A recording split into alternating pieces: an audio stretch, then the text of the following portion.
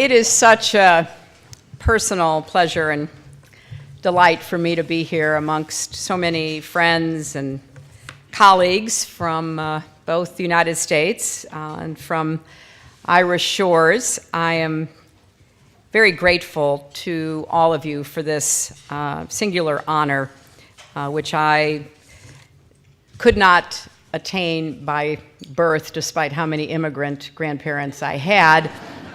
Although, now that Patricia has enlightened us about the French Canadians and the ships that crashed, who knows? I may have to do one of those DNA tests to find out for sure. But it is such an honor to be inducted into the Hall of Fame with so many extraordinary honorees. And I very much want to thank Neil, who we all held our breaths when he said he was going to tell a joke. John Fitzpatrick and I were gripping each other's hands. It wasn't bad, Neil. All things considered and what might have happened, we are very grateful. The last time I saw Neil, it was up in Saratoga. He came to my book signing for Hard Choices only because the racetrack was closed. So I didn't have to compete with the horses, and Neil didn't have to make any hard choices that day about where to be. But Neil has been a true friend and great counselor over the years, and I want to thank him and Patricia for what they have built. And it's not only a great accomplishment for all who have been part of it and the employees who have been honored, but really for the broader community. It's a way of keeping people informed and up to date on matters of interest, and I really salute them for their years of hard work. It's a wonderful feeling being here. It's kind of like a family reunion, maybe not like an O'Dwyer family reunion. I remember being in Dublin some years back, and Brian O'Dwyer asked me if I would, have breakfast with a few of his family members. I thought I'd show up, a restaurant, a corner table. He rented the whole ballroom. There were dozens, maybe hundreds of people there by the time they all came in. And I asked him, as I've asked other of my friends, are you related to the entire island? And I think the answer is yes. I also very much want to thank Minister Humphreys for being here and to send our condolences to the foreign minister. It is a great tradition that St. Patrick's Day has established where officials and concerned citizens come together around events like this and catch up with one another. I want to also acknowledge all of you who are part of the American Ireland Fund, John, Loretta, everyone who's been instrumental in that fund from its inception. Thank you for continuing it, because there's still a lot of work to be done in the North, and we need everybody making contributions and being supportive. I also was very pleased to have the opportunity to share this honor with Bob McCann and Pat Quinn and Emmett O'Connell, all incredibly impressive people for all of their many accomplishments. I appreciated what both Neil and the minister said about how one often has to take risks for peace. I remember very well when the request came back in 1993 that my husband approve a visa for Jerry Adams, who is with us today. Nobody in the government would approve it, as Jerry and my friend Chris Balderson and others remember. And it was a very difficult decision. It seems like an obvious one in retrospect, but at the time, much of our own government, certainly other governments, were against such a gesture. And I think it is true that absent that first step, that first risk, we might not have had the momentum to move forward to get to the Good Friday Accords and all that has followed. So I, for one, am delighted that we are not just talking about St. Patrick's Day and about all of the great memories that it embodies, but we're honoring people like Don Keogh, who had a vision of what was possible, and we're remembering the role that the Irish American community, diaspora, played in moving those troubles toward an end. So I'm glowing about it, and it's not only that, it's also because I am a grandmother, and it's my first time. There are numbers of you who are much further ahead. Loretta was telling me she's already onto the greats, but it is a very important reminder about what you should spend your time thinking about and doing. We all get so busy, whether we're in business or government or Father Jenkins, the president of a great institution, we all get so busy that it's easy to forget why we do what we do. And at the end of the day, it is to provide better opportunities, prosperity, peace for those closest to us, particularly the next generation, and everyone else's children and grandchildren as well. And that, to me, is really what we all should be reminded of. You know, when I look at Charlotte, who will be 6 months by the end of this month, I am reminded that she will have many, many opportunities. Her family will make sure of that. We will do whatever we can to give her the best education, to give her the best, understanding of values and how to treat others. But I would like that for every child. Every child, not just in the United States, not just in Ireland, but every child everywhere. And for me,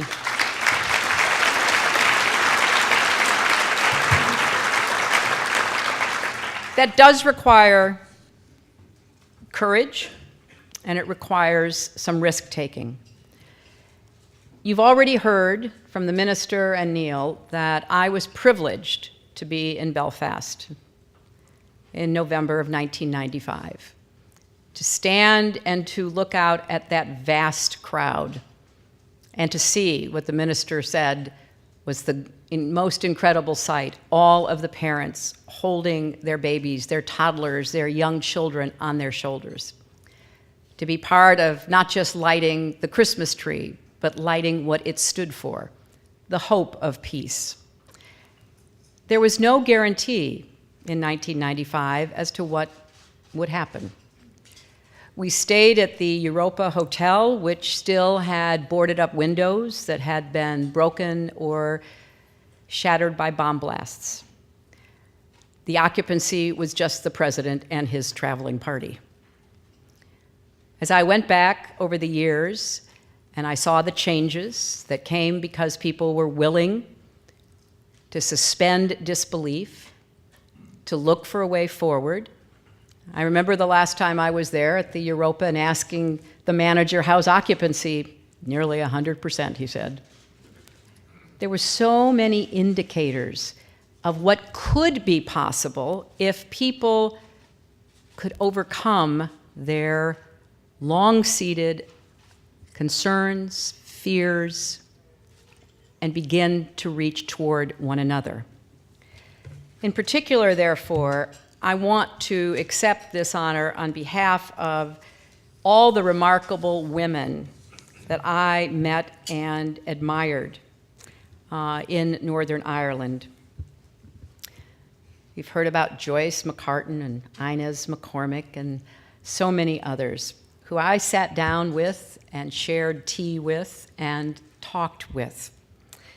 I remember very well hosting a Vital Voices event in Belfast toward the end of my time in the White House.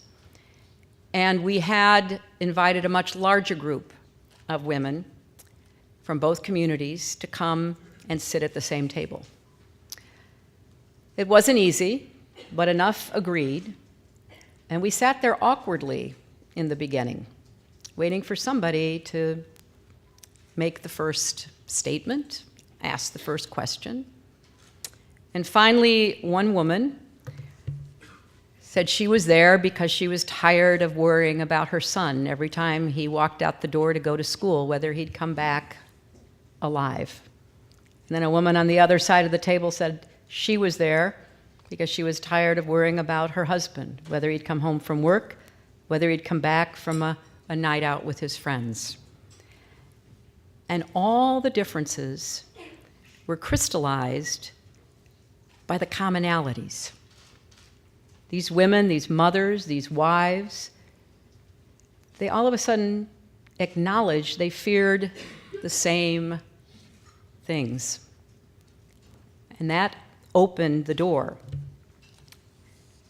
They may have attended different churches, but 7 days a week they said silent prayers for the return of a child, a husband, a friend. And with unstoppable leaders like Joyce and Inez, they contributed to the demand for the end to violence. They simply would not take no for an answer. I've seen this in many places around the country where women move from being victims to being agents for change. But I've never seen it more clearly, more resolutely than I saw it in Northern Ireland. They said with one voice, to really end this conflict, we need to think about jobs and housing, schools and policing, to build a safe society that offers a decent future to all of our children. So with the Good Friday Agreement, young people were involved. Victims of violence were involved in reconciliation. The release of prisoners and their reintegration was speeded up. There were great efforts made to integrate schooling, housing, even playgrounds.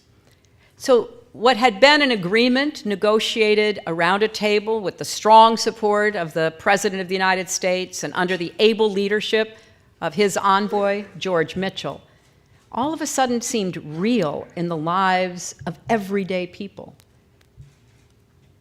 There is still work to be done, but that remains a crucial lesson.